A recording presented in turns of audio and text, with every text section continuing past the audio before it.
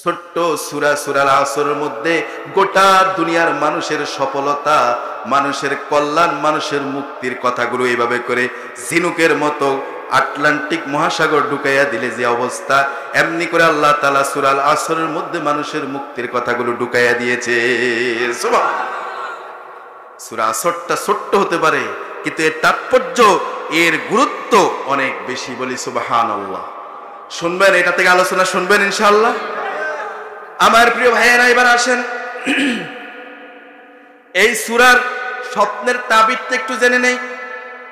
যদি কেউ এই সূরাল আসরটা যদি স্বপ্নে দেখে, তার তাবির কি?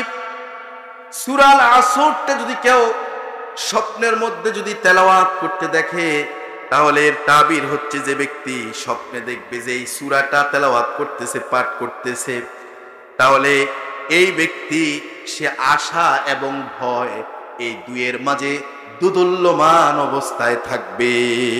আল্লাহু আকবার। আশা এবং ভয় এই দুইয়ের মাঝে দুদুল্যমান অবস্থায় থাকবে।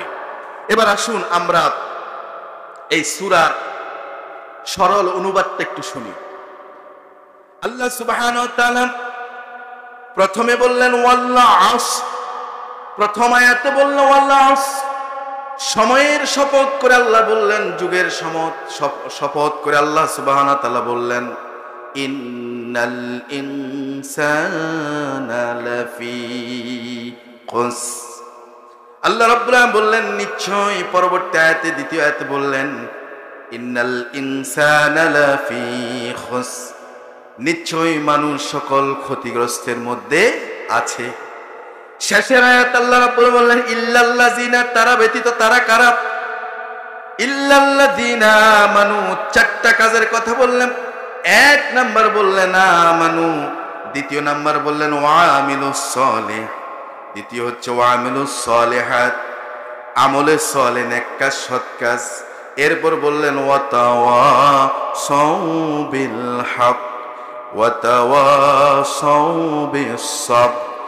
তৃতীয় নাম্বার হচ্ছে পরস্পরকে হকের দাওয়াত দেওয়া। চতুর্থ নাম্বার হচ্ছে পরস্পরকে সবর অবলম্বন করা, ধৈর্য ধারণ করা। এই চারটা কথা আল্লাহ রাব্বুল আলামিন এই সূরার মধ্যে বলে দিয়েছে। সুবহানাল্লাহ। এবার আসুন আমরা তাফসিরে যাই।